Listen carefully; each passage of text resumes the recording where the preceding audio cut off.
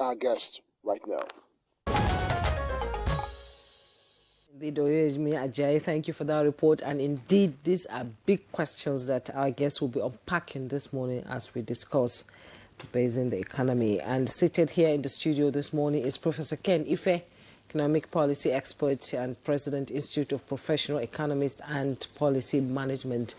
He's a regular on Good Morning Nigeria. It's good to have you join us. Thank you for having me. Good morning, Nigerians. Good morning. And also here in the studio is Dr. Aliu Elias, economist, Abuja studio. You're welcome to Good Morning Nigeria. Thank you for having me. Good morning. All right, we have also been joined by Farouk Abdullahi, who is a financial analyst. We thank you so very much for coming. Thank you for having me. Good morning, Nigeria. And joining us from our Kaduna studio is Professor Mariam Abdul, Professor of Finance at the Kaduna State University. Welcome to Good Morning Nigeria, madam. Thank you. Good morning. It's nice to be here. Do you mind? Are we going to start with the lady or... Well, let me begin with Professor Ken Ife this morning, and I'm starting with you. What I want you to make us understand, the laymen, and we're laymen here.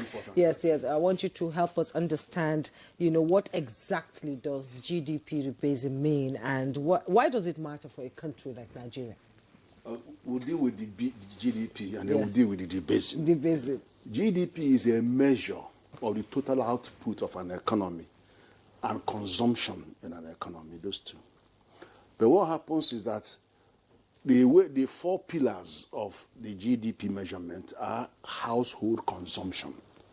Now, household consumption tends to come around 75 to 80%, quite heavy. Then the second one is government consumption. Now, government consumption is always between 7, 8, 10%. They're always less than 10%. Then you have two other aspects. One is investment. The investment looks at the private sector who are investing to produce what their output is going to be. But don't forget that when you produce, some are exported, some also are imported. When you consume some imported and exported. So that gives rise to a balance of payment.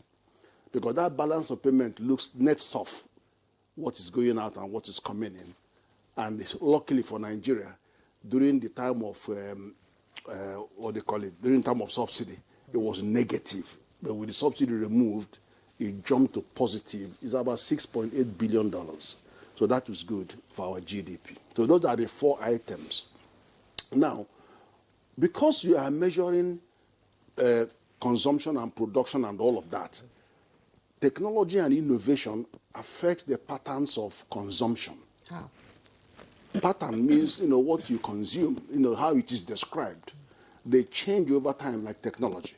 Now, you're no longer talking about ICT. You're talking about EdTech, FinTech, Envirotech, Health Tech. So there are things emerging. So all this means that classifications would have to be changing to meet those changes in patterns of consumption.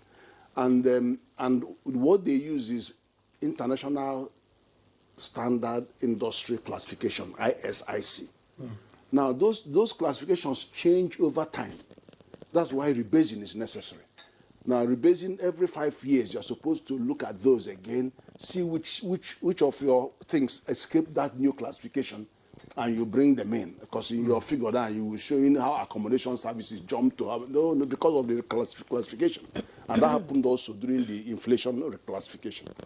So they found out that certain things like pension funds were not being captured in all these classifications. Then you also have the National Social Security Insurance Fund. Pension is over 20 trillion. It's quite significant. Yeah. Then in the area of transportation, you also saw huge increase in transportation. It's because we are not actually capturing. In the end of the transportation, you should be capturing NPA, the Post Authority, the NEMASA, the Council, National Shipping Council, all of those. Then inland waterway, NIWA, inland waterway services. These are very significant. And then you could see that now they are captured, the figures jumped significantly. Then there are other things like domestic employers of labor, your cook, your steward, your cleaner. All those things were not actually picked.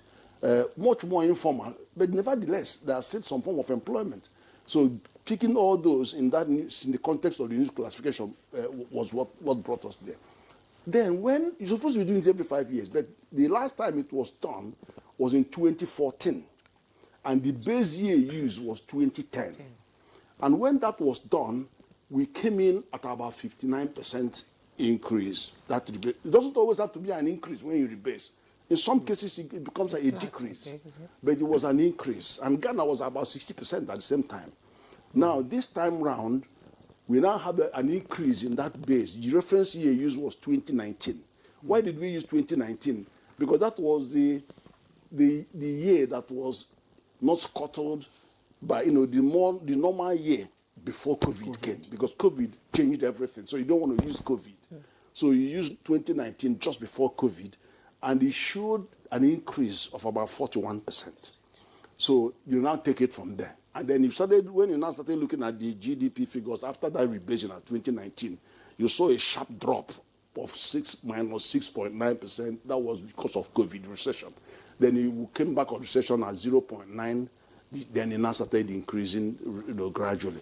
So 2%, 3%, up till 2024. So that is essentially what it is all about. All right. Thank you very much for laying that groundwork, Professor Ken Ife. Now, let me get to Professor Mariam Abdu in Kaduna before we come back to our studio guests. Now, Professor Abdu, I'm just wondering how this rebased GDP impacts Nigeria's fiscal planning. And we are talking about budgets, deficit projections, and even revenue assumption, for instance. Yes, you see there are some takeaways from this rebasing that just occurred. In terms of budgeting, we now know that the economy is doing very well. The Nigerian economy is growing.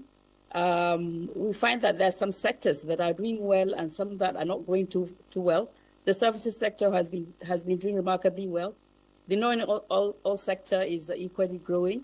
So it gives us really a very good picture when it comes to budgeting and financial analysis.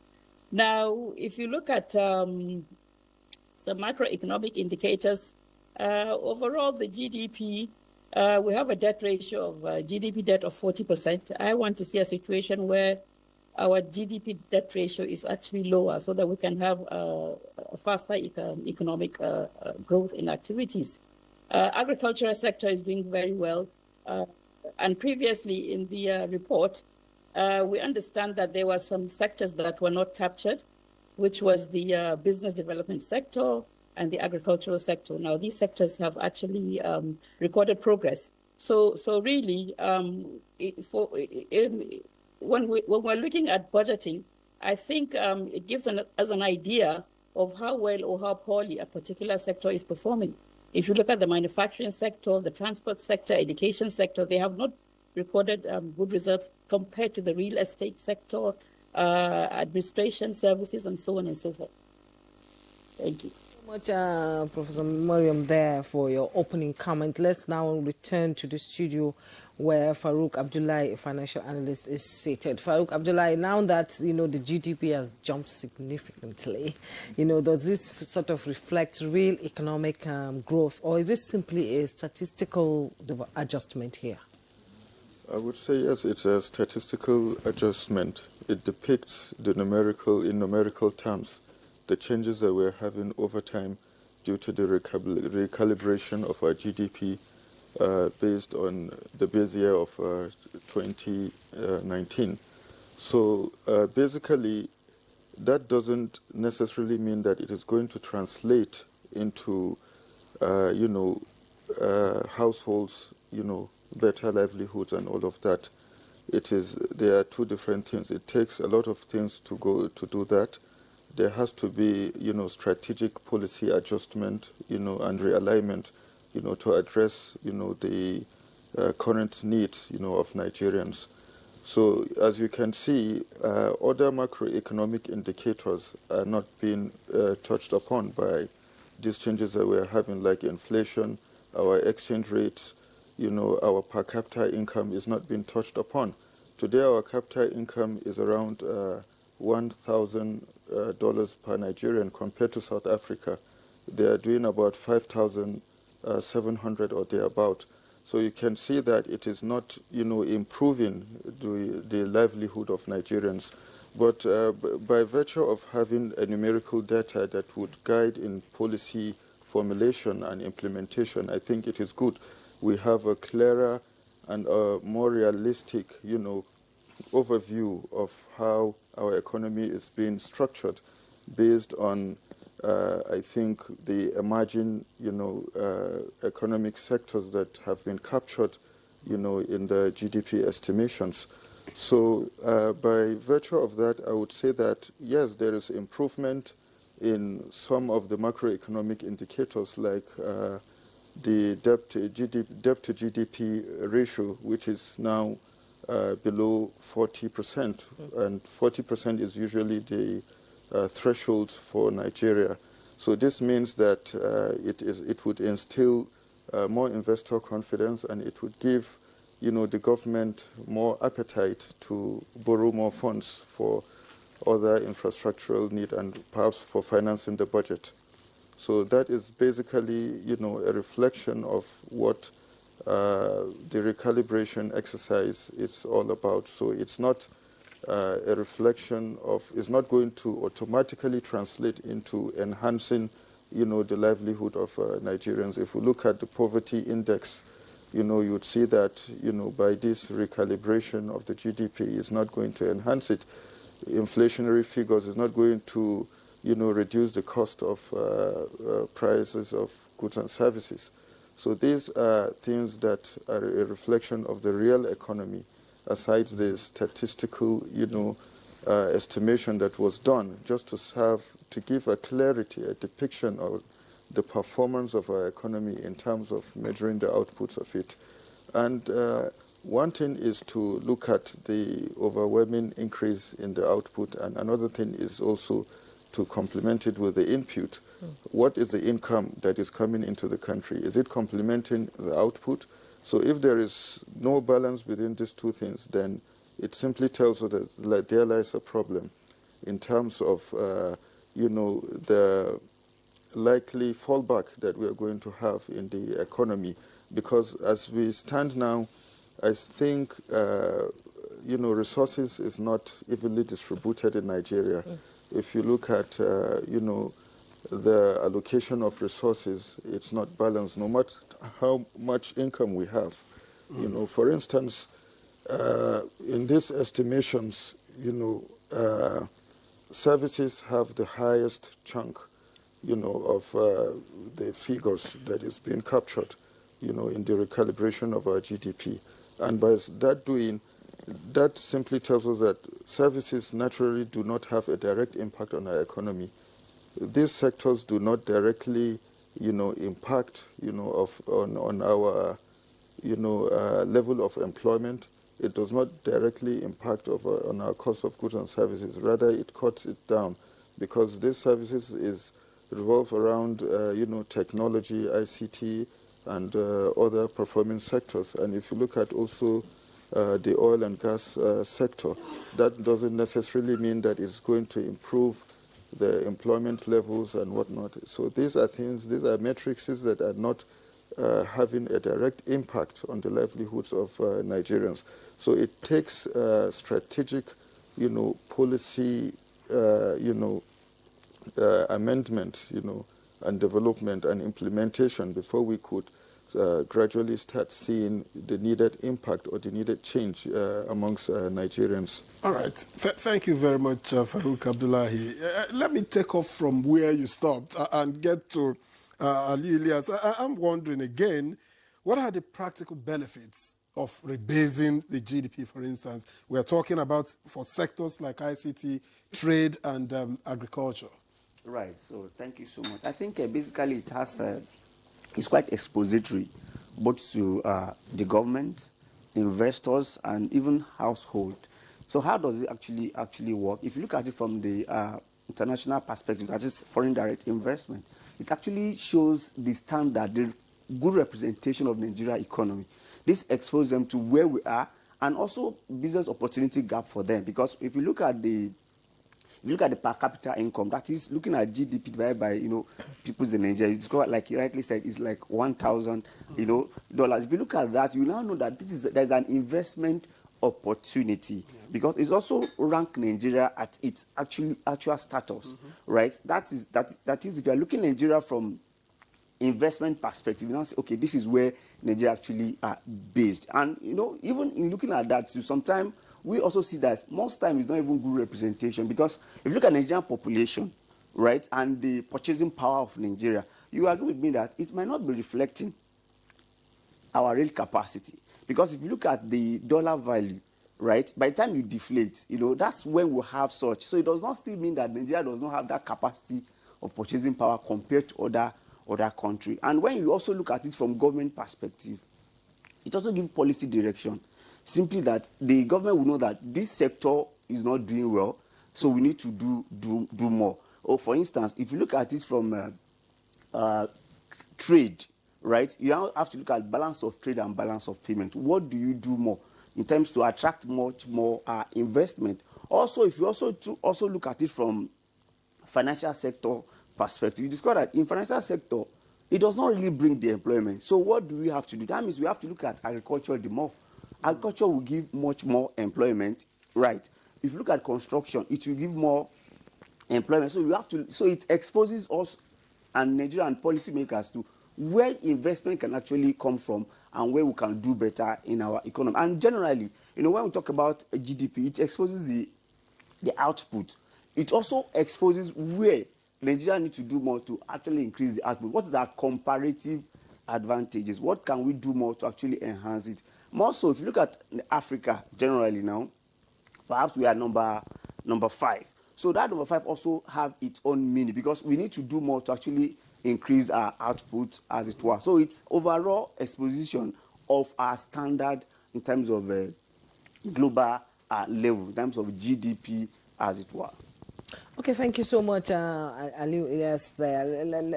Don't forget, you can send in your text messages as you join this conversation. We'd like to hear your opinions, and maybe you begin to understand. Keep it short. Keep it short and simple. Names. Yes, please. And okay, now, Professor Ken, let's talk policy. With a larger GDP, our debt to GDP ratio appears lower. So could this affect how Nigeria borrows or manages its public finances? It does. Although the actual fiscal law that sits on top of all of this is called Fiscal Responsibility Act 2007. It prescribes a deficit, budget deficit to GDP shouldn't be more than 3, if I move to 4%. We will be violating that when we consume this $21.5 billion that is coming in, 15 billion yen, and 2.19 billion euro. When all that one hit the ground, that rate will be completely violated. And in fact, even the normal guidance on debt to GDP ratio is actually 40%. The World Bank keeps saying that the economy of the type of Nigeria, you can actually risk 50% or so. But those will be breached when these new ones hit the ground. They will breach all those wide now. Although, in 2007, when the law came in, they didn't put in, only one that they allowed was the fiscal deficit. And they say that in the next 6 months after the adoption of the law, the Minister of Finance should advise the President in consultation with the National Assembly on all other ratios.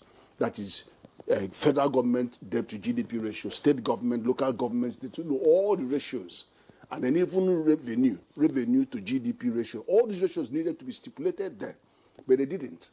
And even the domestication, I looked at so many laws, fiscal laws all over the world, 90% of them within 1 year forces all levels of government to enter into it. Nigeria said, leave it, let it become when only 25 states have till now domesticated. So it's just the way Nigeria behaves. But back to your question, whether it has impact or so, it does have impact.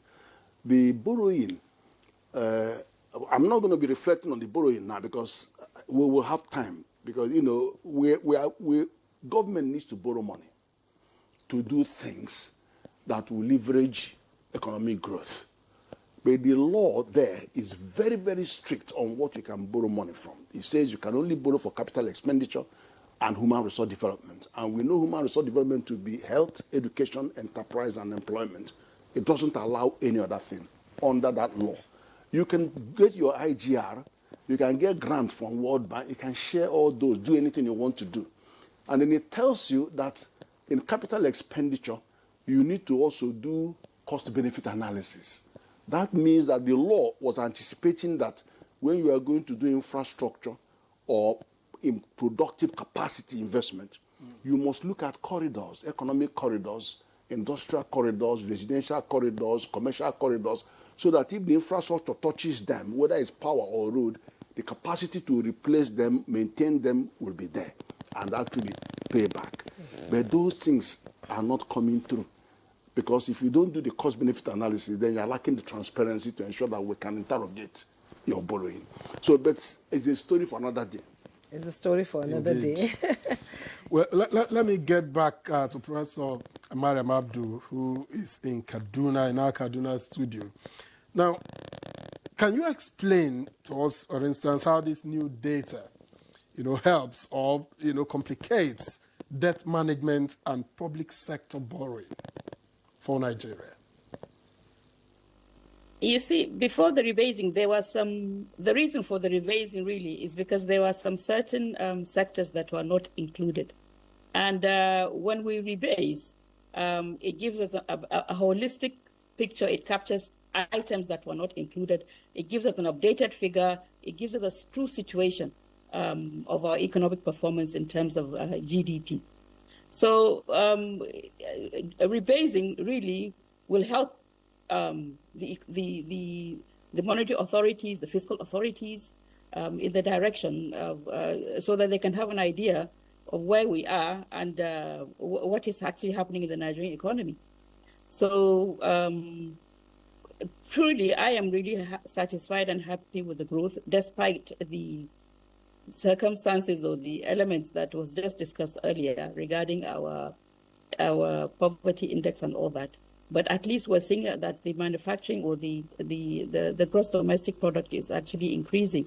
It's a plus on our head. We're growing. We want the GDP to continue growing. I personally want to see less of borrowing because I don't want us to go into the poverty trap. The debt ratio of 40, getting to 40 is quite high. I think we should really look at external borrowing and concentrate more on internal productivity. I'm happy that the non-oil sector is doing so well. That means we're having a shift from relying on the oil sector to the non-oil sector. Agriculture has performed remarkably well. Services has performed remarkably well. So I think slowly we're on the right track. I will still stay with you. And can you tell us how this will affect, investor confidence and Nigeria's economy, economic standing within Africa and globally? Let's have your opinion, because Ali said that, Farouk said that it will instill investor confidence. Do you agree? What's your opinion there? Yes, I certainly agree. There will be, once we have a stable gross domestic output, investors will have the confidence of investing in Nigeria. But then we have to look at even the foreign exchange policy, our situation. The foreign exchange has not been very favorable to the Nigerian economy. It's making imports expensive. And as we have security now, so when we're looking at investments, I think it will encourage investments into the Nigerian economy, definitely. So, Farouk, how might the new GDP figure now affect Nigeria's debt sustainability and ratios and investor risk perception? Well, I think it will affect it in a positive way, as I've stated earlier, because what investors look at, in terms of, the debt threshold of any economy is whether it is within, the right threshold that is being established for the country or not. And at the same time, the trajectory at which the economy is going, it is growing. It is growing. putting into consideration, other emerging sectors of the economy that has been captured, in the recalibrated GDP in the country. So I fervently believe that investors would have more confidence to invest in Nigeria.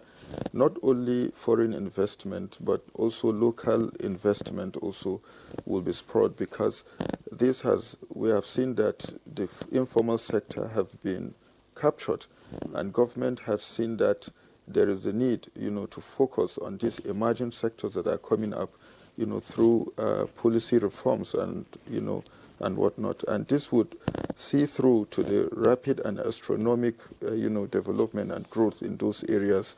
Just look at the oil and gas sector that is leaping, We have seen a lot of improvement from both the public and private sector.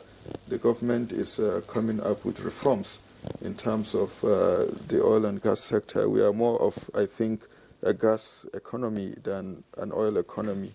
And I've seen how the government is investing in pipelines infrastructure, how the government is even investing in the recent compressed natural gas initiatives and whatnot. So this would add up to, the overall investment, improvement in the country, both local and foreign. So I fervently believe that it is a right step in the right direction. But however, recall in one of the speeches by the president where he anticipates Nigeria to become a 1 billion economy by 2030. And today, Nigeria's economy is growing by virtue of these metrics. Nigeria's economy is growing slightly above 3% today. And for us to achieve that, I think our economy needs to grow at about 15%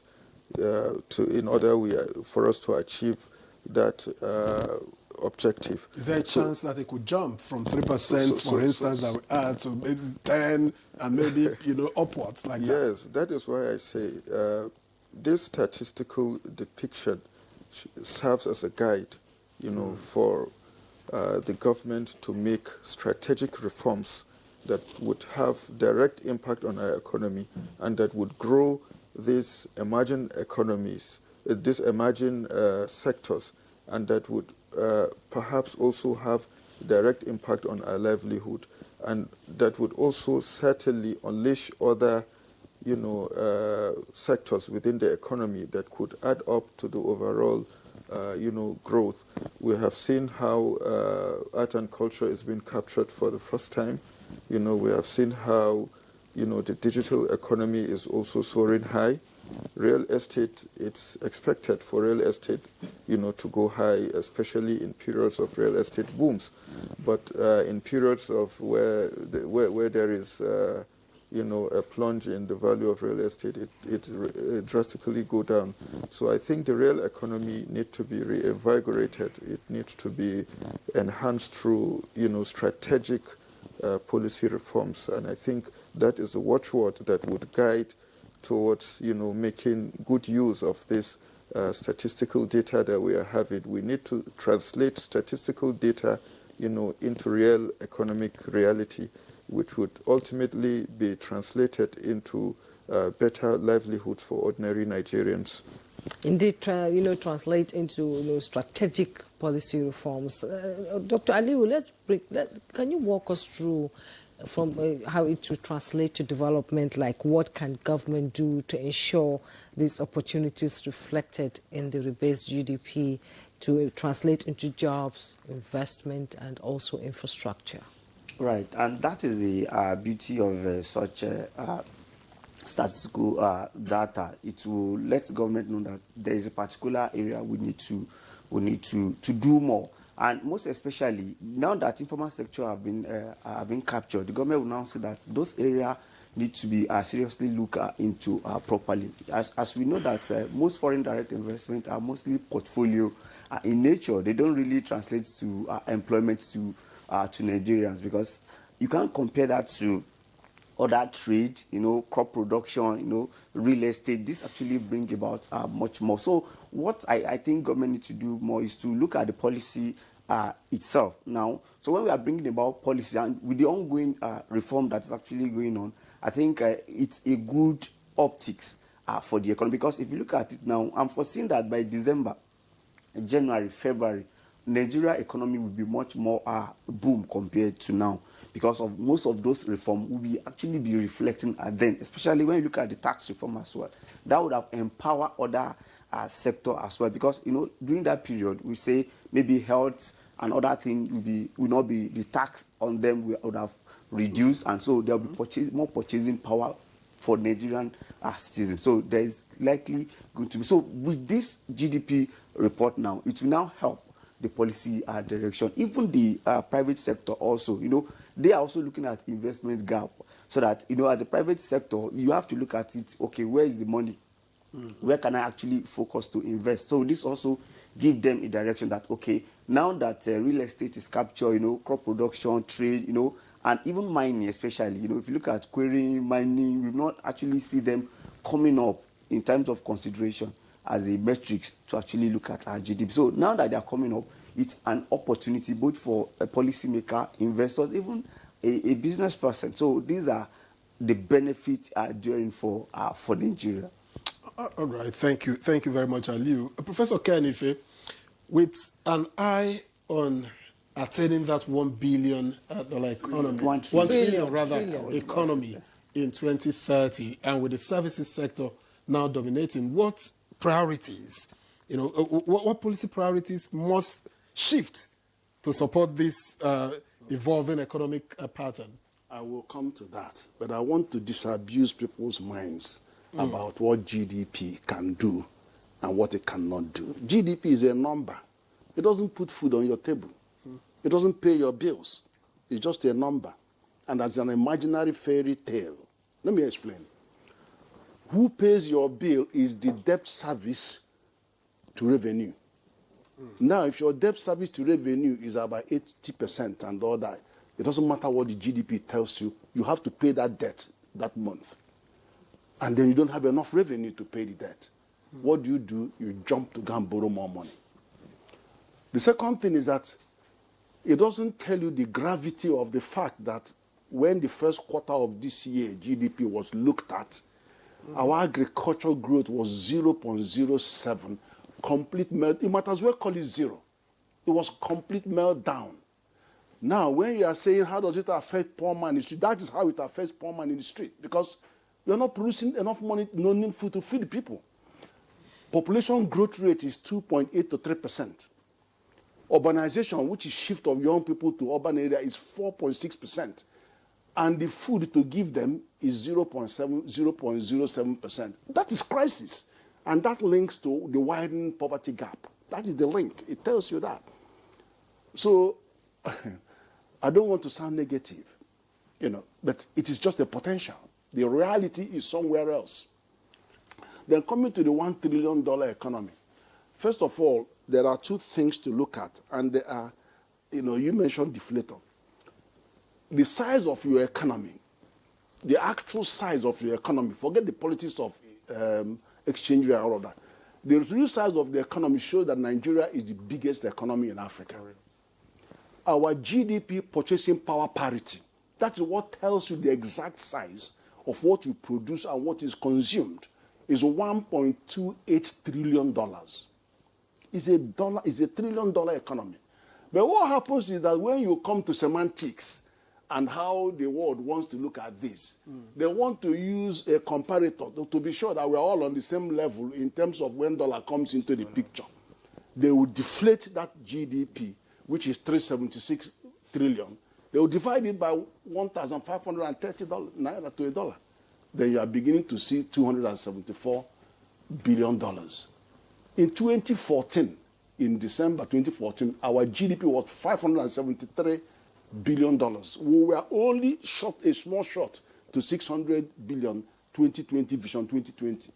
But what happened? Shortly after that, oil price went down, the thing collapsed to 300. So what happens is the effect is that the thing is going up and down depending on the value of your currency.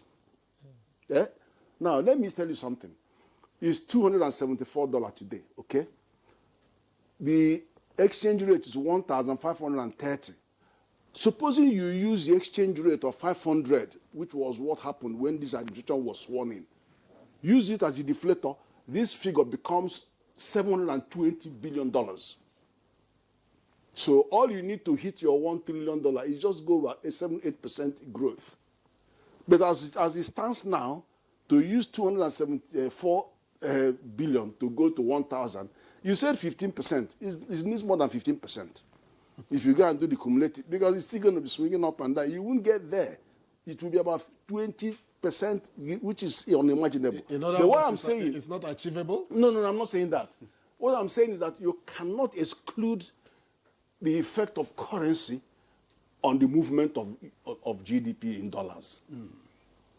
Ghana, just by capturing their gold and saying, enough of this, let's have our gold, let's accrete to the foreign reserve.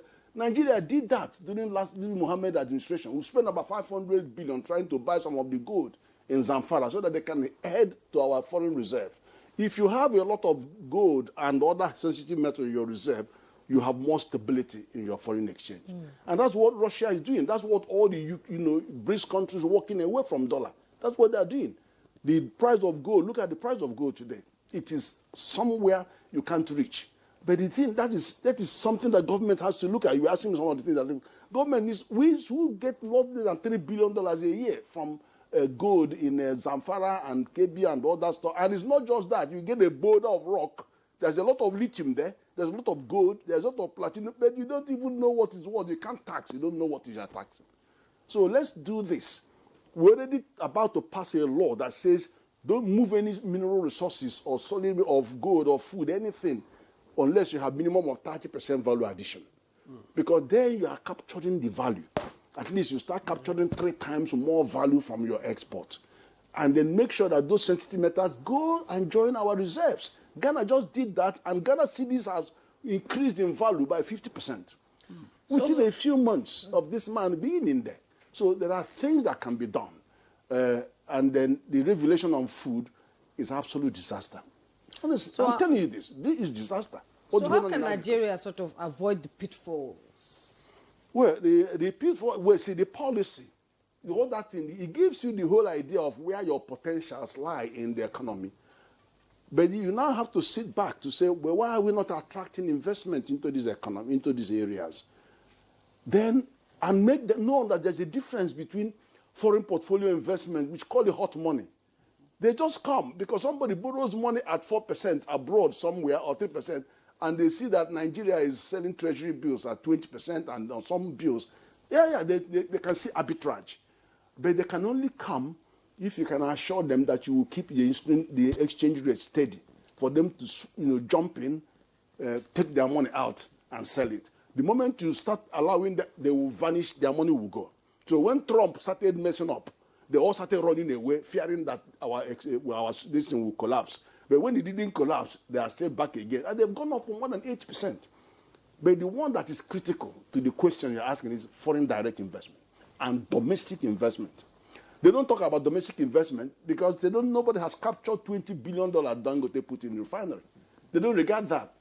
They think, the one that come from abroad, that is more than 10%, all that shenanigans. That's what they call foreign direct investment. But it's not coming, and it's not going to come back soon because they are watching the market condition of your economy. They are looking at the structural factors. They are looking at insecurity.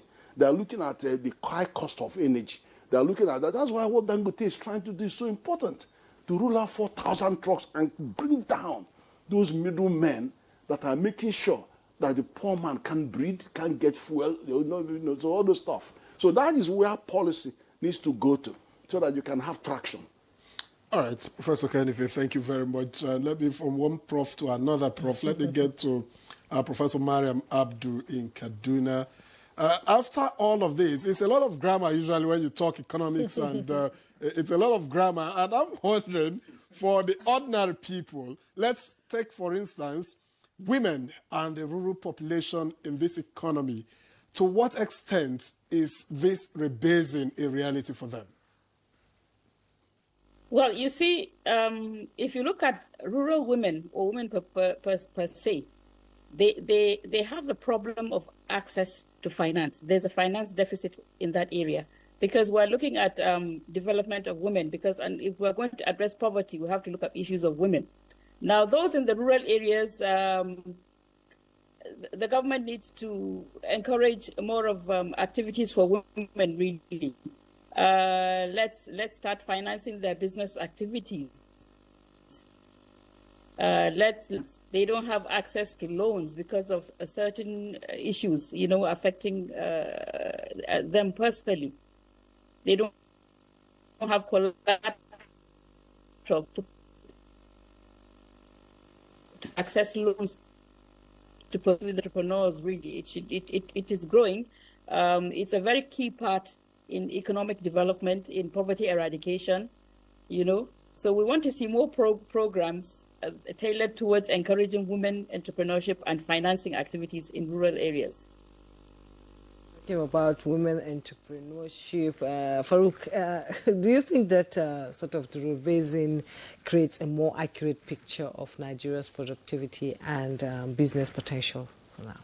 Yes, I absolutely believe so, because it has captured, a whole lot of new areas that hasn't been looked at before. Although the whole idea of this rebasing, it's more like a cosmetic depiction of our economy, just in tandem with what Prof has, stated. So it doesn't give, in real terms, the state of our economy, but it gives an idea on, how the economy looks like for us to make an informed decision, strategic decisions on what to do, to bring about, the desired outcome. So frankly speaking, I still would reiterate that at the heart of this development lies the need, for strategic reforms in a way that it would touch upon the lives and livelihoods of Nigerians. It is very important, we look at that. We have, Prof has touched upon some areas of the economy that can, be looked at, reforms can be made. In addition, also, we have to look at the power sector. What is the power sector like? Look at all the developing, or rather the developed economies. What is their power sector like? What is the power consumption attributed to each Nigerian today? I think it's around 180 kilowatts today, compared with other countries that does in thousands, even within our African, contemporary countries. So it is important we look at those areas and see how we could, potentially make impact in those regards. Also, areas that touches upon the real economy is important. Areas that gives jobs, employment, areas that people get incomes into their households is really important. The government needs to look at that and see how it can be impactful. And also, the uneven distribution of resources is also important. Earlier, I mentioned that the income per head in Nigeria is around $1,000, but this $1,000 does not cut across the entire population in Nigeria. How many people are getting access to that $1,000 in real terms? That's why I say it's just a statistical, depiction.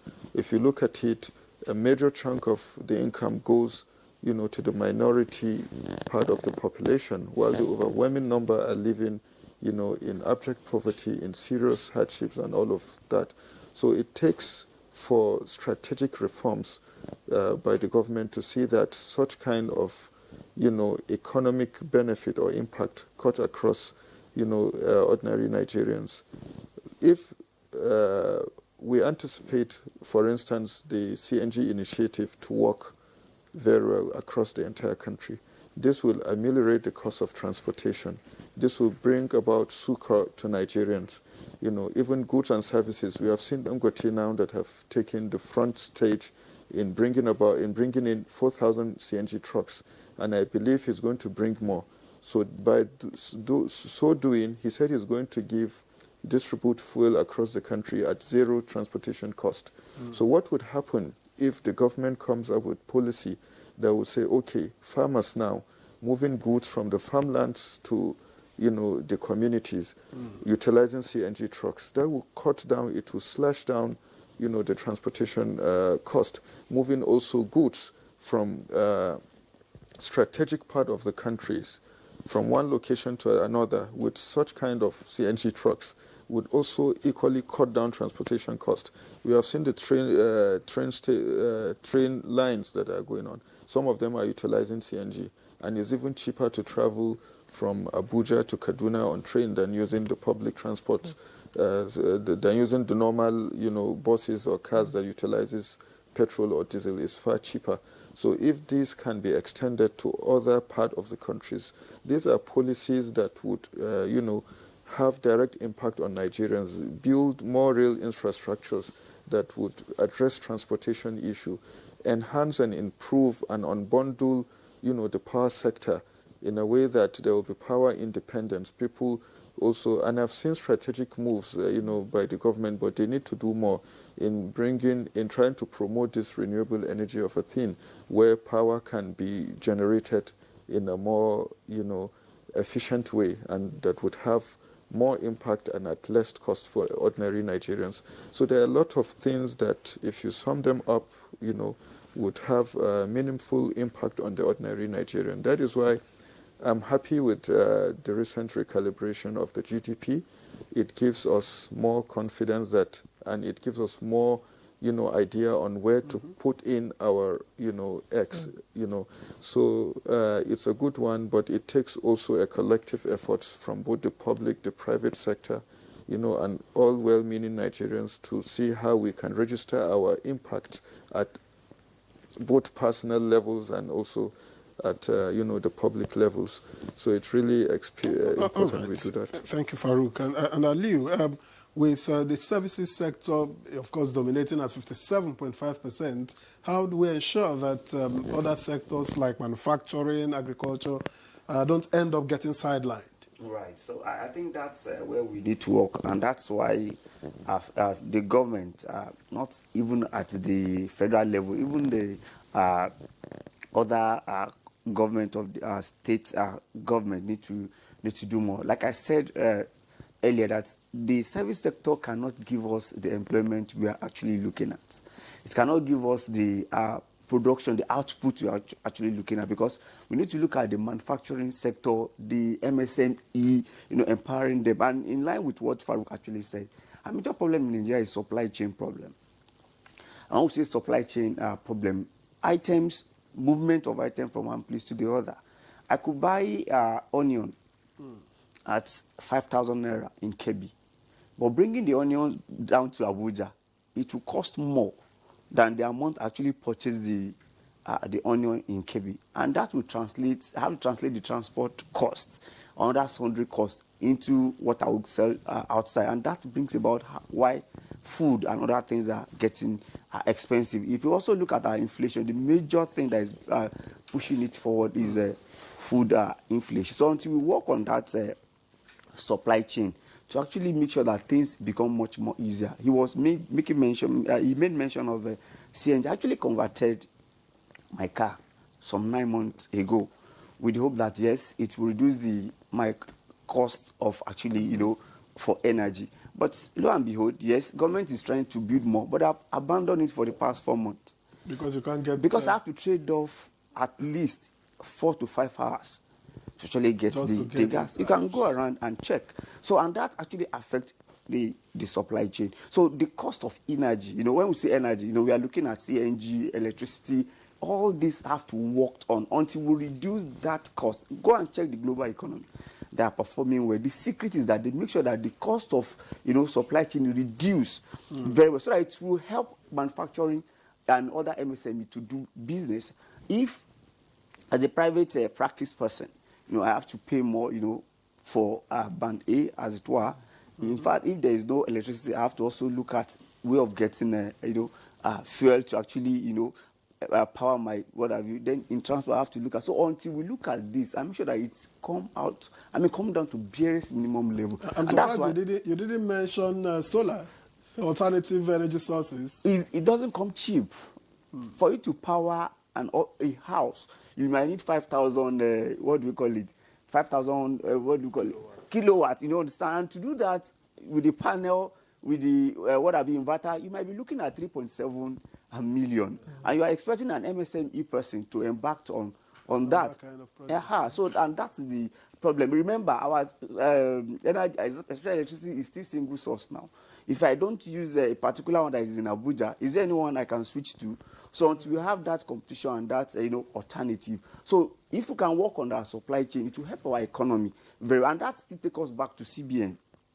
Now, if you look at the NPR, I think it's 27.5%. Though we agree that maybe with the state of the economy now, they may not want to bring it down.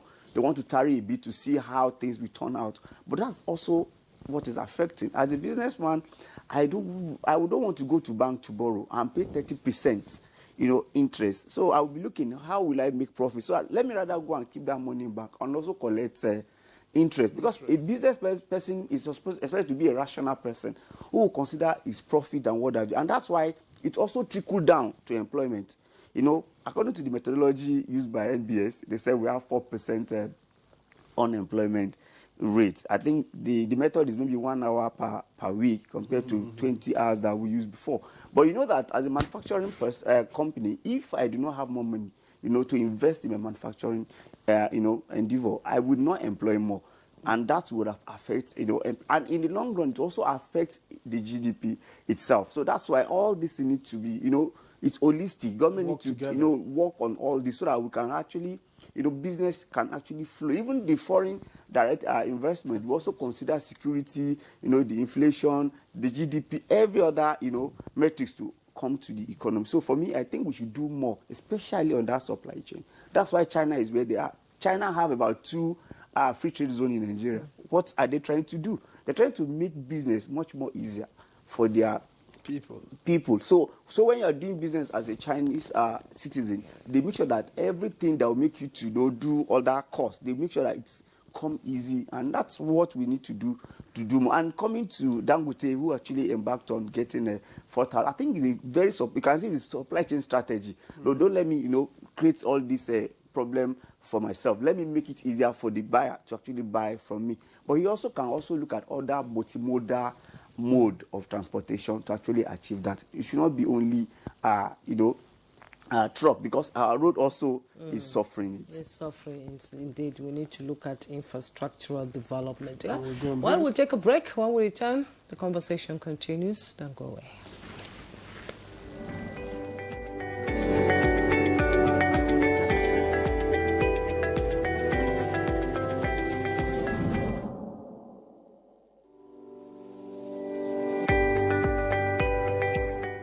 When we think about the digital economy, you can see it as the marketplace for digital goods and services.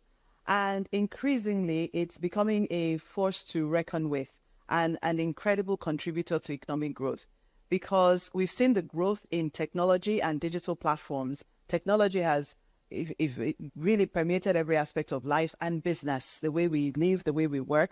And when we talk about the digital economy, we're really talking about leveraging technology and digital platforms in a powerful way to drive growth, to drive solutions to problems, to drive applications, and to provide services. The digital economy is something that has the potential to help Nigeria leapfrog a lot of its development challenges, right? Because think about what the mobile phone did for Nigeria years ago. That is the potential we have for digital, because it has a way of reducing the barriers to innovation. It has a way of being able to transform service delivery, whether it's government's delivery of services or whether it's services in the health system, where people can use digital to actually be able to see their patients better. But it takes a lot to realize that potential of digital. The first thing is like every other thing, there's an infrastructure you have to build to be able to make sure that digital economy can thrive. think of something like, capturing that happens in Nigeria, right? Where you capture, people's biometric when they go for a driver's license, when they go for passports, and each of those are separate things. Can we imagine a system where we're able to streamline that and actually have a platform that exchange biometric information that makes it easier for people to access passports, easier for people to register to vote? But today it's very tough, right? But those are basic infrastructure that needs to be invested in. A lot of it is through government and private sector collaborations to make it happen. If we're looking to accelerate growth in the Nigerian space, we really need to look at enabling the digital economy. That includes providing digital infrastructure, connectivity, because that's the highway, like the highway that everything rides on. We need to think about digital capacity building in terms of the suppliers to the economy and also the consumers within the economy. So a robust digital literacy initiative. The good thing about technology is that, one, it helps you to transcend boundaries. Two, it creates a level playing field, really, because if you create a solution, a technology-based solution that is applicable in this environment, that same technology can be applicable, exported to other environments. And, technology platforms also help drive collaboration, right? When we're thinking about innovation, when we're thinking about business growth, collaboration is an important part of that. So when we think about the impacts with the rest of the world, we find that actually technology platforms are giving us an opportunity to engage more actively, to collaborate, to create partnerships, to even export our knowledge and services for people to engage with all the great things I'm talking about technology and digital platforms. They need access, internet access, broadband access. So we need to make sure that access is more available and affordable for the average user. The most important thing is to think about where you want to go as a country and actually what type of policies are going to help get you there. There are examples of countries who've been able to transform using digital, for example. There are very clear things those countries did to be able to make it happen. So a lot of this, the pathway to be able to solve these problems are not mysterious, right? It takes courage of the policymakers to be able to understudy some of these things and bring in the policies that work to be able to help them.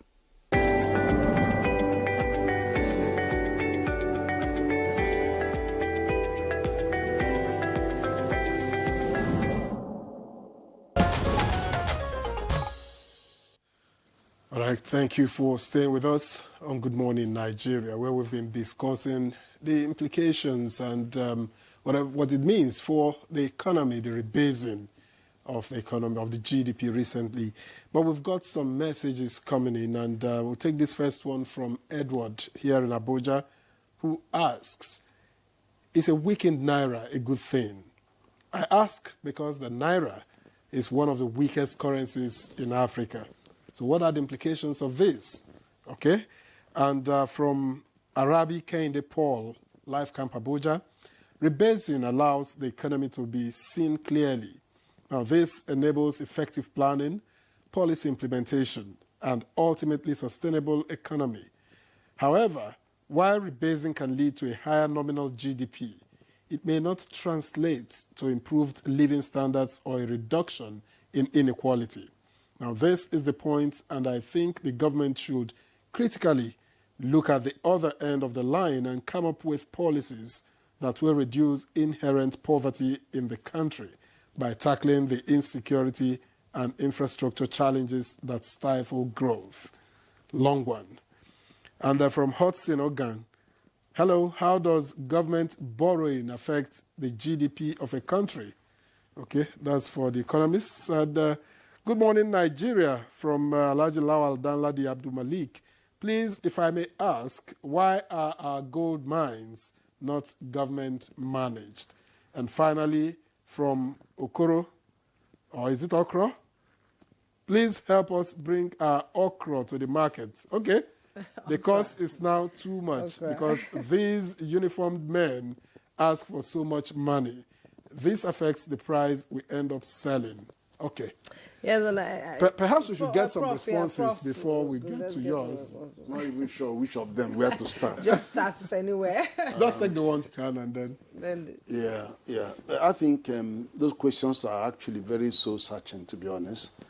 We've talked on this program how GDP does not explain why poverty is dipping further down. And we try to link it to the bad news about growth of agriculture, which is 0.07%. So clearly, there's a mismatch there, and we need to address those. And also, it's been clear that transport is everything. You know, the period of rail.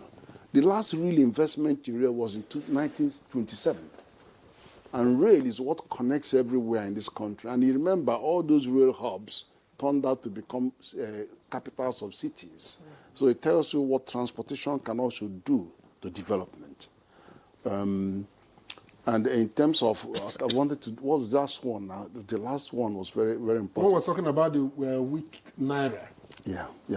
The thing about Naira is the valuation of, why did Naira have to lose value? It has to lose value because Naira is, exchange rate is price. Inflation is price. Monetary policy rate is price. And in any price mechanism, demand and supply comes into play. So it is, and you're talking about a free market economy. This is what we have. For you to be free, competition has to be there, and then there has to be resolution of price, demand and supply to give you the price. So the Naira had to float to try to find this level, but not float 100% because nobody does that. So it has to be managed float. So you allow it to float as much as possible to bring in as much dollar as you can from all potential sources and then try and cut down as much waste from import as possible to give it a fair shot. And CBN has done a great job there. But in real fact, if you are devaluing, there always has to be a reason for devaluing apart from trying to resolve the demand and supply. That reason is that when countries are overproducing, and they want to hit the market, they reduce their exchange rate so that they can flood external markets. But we have not used this advantage. For 2 years, we've had a low Naira value, and we're not exporting. This is the golden opportunity for us to sell anything and everything. One example, I'm from ECOWAS Commission. We go around, I go to all the Francophone countries. 10 years ago, 9 years ago, 1 Naira buys 3 francs CFA. Today, 1 Naira can only buy me 0.7. So what does it mean, in fact? When I now go to Benin, Republic of Benin, I went last week, and Cotonou 3 weeks ago, I can't stay. I was scared of going in the hotel because they are charging me 3 times what I would have been paying. So just explain, please. So 1,000, okay, my hotel room in Nigeria, how much would that be? Let's say an average of 60,000. But that 60,000 is like 20,000 francs. But when I go, I see franc, their hotel at 100,000, 200,000. It's 3 times more expensive. You're asking me to pay 300,000 naira per room. For a night. For a night. So it's scary. It's because our money has collapsed. Then Apple. How much do you buy Apple? 1,000 naira each. But then I have a bunch of 5 apples, which could have been 5,000 naira or 2,000, and they're asking me for 7,000 in their CFA, which is 7 times 3, 21,000. So you can imagine me buying 5 apples, 21,000. So that is the impact of the devaluation. But Nigeria would have been smiling if only we have ramped up non-oil export and start throwing anything, because anything that you send out, you're actually getting 3 times its value because you are exporting it. In the other way, if you go over there, you pay 3 times the value because you are comparing their money against a weak currency.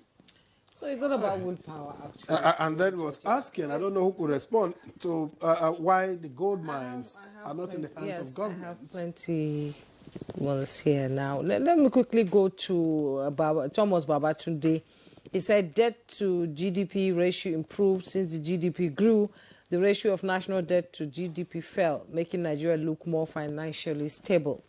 Better policy planning. Policymakers could now base decisions on more accurate data, which improved budget planning and development strategies.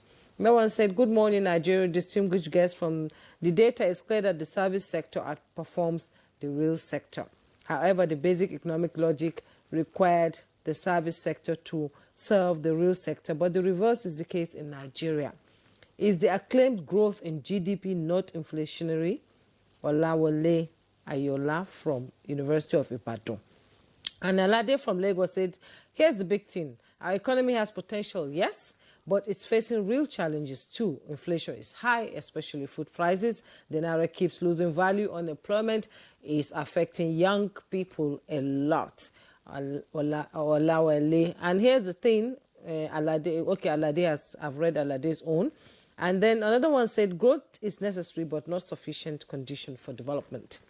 My question is that how can this growth recorded translate to development, or how can this growth trickle down to the poor?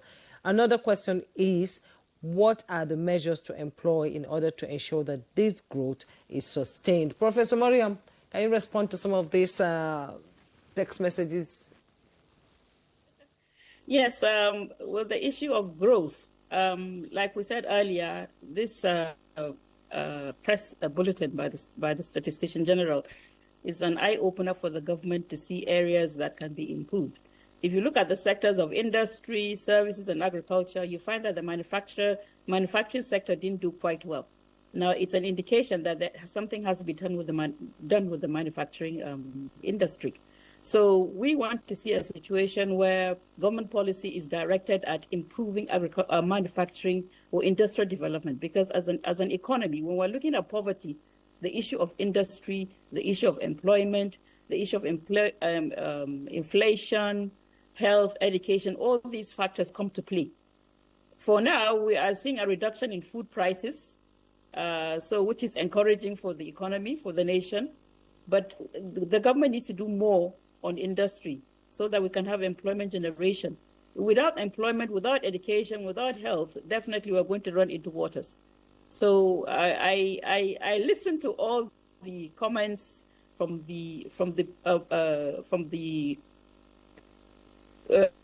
came in, and actually what they're saying is actually the true picture of what is happening in Nigeria. But we want to see more industrial development. We want to see a favorable exchange rate. We want to see reduction in inflation. If you look at our inflationary exchange rate, double digits, which is not encouraging. If you look at advanced countries, they have single digits. So we want to see more of that come into Nigeria. We want to see less of debt. Personally, that's my view. I don't want to see a situation where we keep on borrowing, because servicing those loans is a problem for Nigeria. And with the current exchange rate that we're facing, it becomes almost impossible. So I think the government should keenly look into these issues and see how we can actually, improve on the current situation. But so far, so good. Just like you said, the GDP are just figures, but at least the figures are positive. So that would actually give us even a positive situation in how we can address some of these problems. Thank you very much. We still had some comments. Someone was asking, for instance, Farouk, why our gold mines are not in the hands of government. Why is government not operating our gold mines? Another was talking about how they get extorted before the okra gets to the market and why okra becomes expensive. Perhaps you want to respond? Right. On the issue of okra and the police, that's part of supply chain problem that I mentioned earlier. Because security, we have a lot of bureaucratic bottleneck. Just like when you go to port authority, you see port head, which we call environmental health officer. You see SON, you see NAVDAC, you see police, you see custom. But this can be a one-stop shop. If it's a one-stop shop, that simply means you are not paying at that different. Is it no longer? Is it not now the case with the new tax law? Well, but they said they still exist, but the NRS, Nigerian Revenue Service, only collect the revenue. So maybe the process is going to be harmonized now, whereby you pay at once. Perhaps you only show your evidence of payment at every point. We hope that will be sufficient. That is if there's evidence. Yes, that would be a true, presentation of it. Then in terms of gold and what have you, I think we have reform in that area. The minister is Alake, who is working on our mine. I think what we need to do is to do more reform. But the challenge now is that every investor is looking at comparative advantage. If you are processing gold in Ghana and it's less, and you are coming to Nigeria to process the same thing, it is high.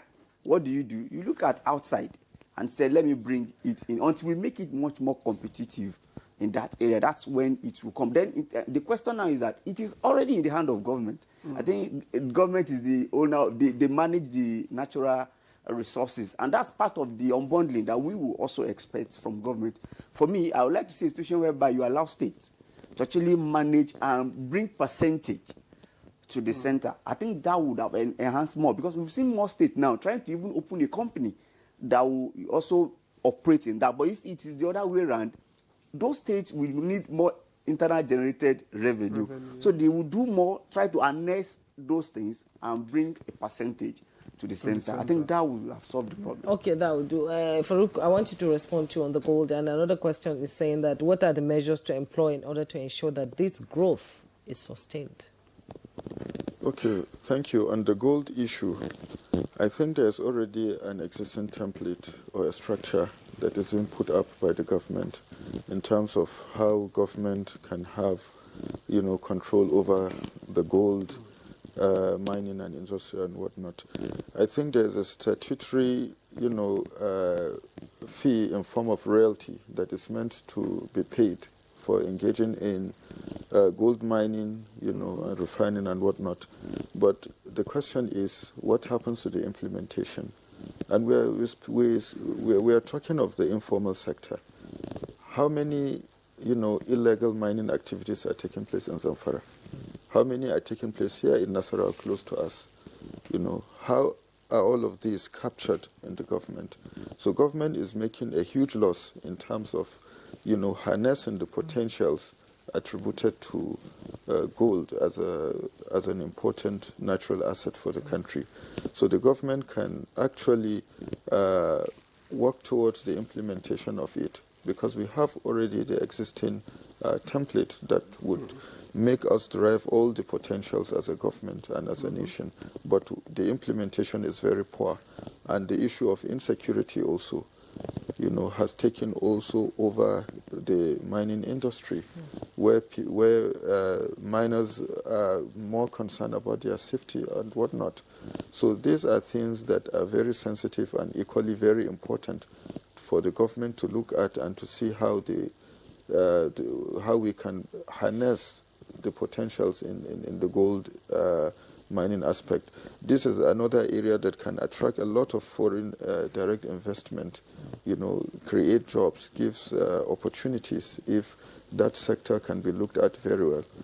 And on the issue of sustaining sustainability of our economic growth, this is a very pertinent and momentous question, I must say, because without which, Nigeria cannot enjoy, being an entity.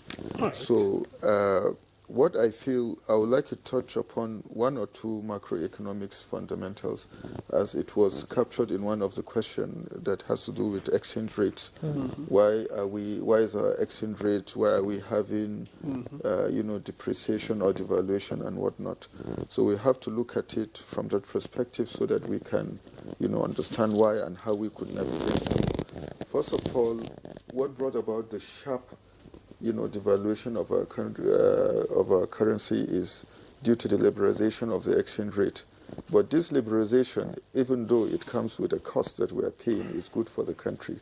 Just as we have been hailing the recalibration of the GDP as the right step in the right direction, I also align with the fact that the liberalization of the exchange rate also gives us a true depiction of, our exchange rate value, because prior to that we have been living on illusory, exchange rate template. It doesn't actually depict the market value, the real value of our currency. So this is really a good step in the right direction, and we could see that there is some level of stability post the unification of the exchange rate. All right. It doesn't swindle up and down just as it was before. So at the heart of it, we cannot improve our exchange rate without, improving our productive capacity. We have to work on that seriously. All right. Thank you. Thank you very much, Farouk. As we begin to wind down this conversation, in just a minute, Prof, your final comments. I really wanted to weigh in on this growth and sustainability because it's so important. Yes, yeah. See, for you to have sustainable growth, two things have to happen. One is that you have to diversify the economy. Number two, it has to be inclusive, because it is inclusivity that links it to poverty reduction, that links it to employment and all of that. And why is it so important? There are 90 million MSMEs in Africa. Nigeria has 42 million, 48% of entrepreneurs in Africa. Now, our population is 18% of Africa.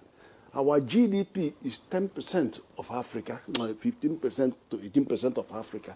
But our entrepreneurship is 48%. That shows that entrepreneurship is a latent comparative advantage for Nigeria. Now, what does it mean to policy? If you really want to create employment, just say, what incentive can I give to 42 million businesses to employ one person each? That means automatically the next day you create 42 million jobs. All right. That's their policy decision. And then all you need is to say, look, we're spending money on training for jobs, doing that. Can I incentivize the employer to have one student or one person, train the person, employ the person, and transform? All right. Thank you very much, Prof. Let's get to Professor Mariam Abdu. Your final thoughts in a minute, too. I think health, education, infrastructure, security is very key. Once we have that, we on the trajectory for more economic growth. Government should really look at industry. Industry needs to be addressed. Infrastructure needs to be addressed so that we can have a buoyant economic impact, and most especially women. As a woman, I feel women entrepreneurship is actually key. They should be encouraged more. Thank you. Thank you. As a woman, I totally support you on that. In 30 seconds, your final thoughts. Yes. Right. So for me, I think federal government need to do more. We are focusing more on fiscal and monetary policy more, while we are not working on our trade policy. I think we need to do more with our trade policy. That will help us and galvanize much more investment in Nigeria. And probably align our fiscal and monetary policies. Yes. Align they should work together. And trade policy is very, very key too. Okay, all right. Let's have your final thoughts too. Well, at the heart of everything is policy reforms and seeing through to the implementation of it. So by this, I think we'll get to, the promised land if we maintain that. All right. Yes. Farouk Abdullahi, financial analyst, we thank you very much for your perspectives on this conversation today. Thank you very much for coming. It's always my pleasure. All right. Let me also thank Dr. Ilyas Aliyu, who is an economist. We thank you very much for coming. We appreciate your comments. Thank you for having me. And from here in the studio, Professor Ken Ife, economic policy expert and president, Institute of Professional Economists and Policy Management. We thank you very much for coming. Thank you for having me. As always. All right. And finally, but by no means the least, Professor Mariam Abdu, Professor of Finance at the Kaduna State University. You joined us from our Kaduna studio via Zoom. Thank you very much for your time and your perspectives.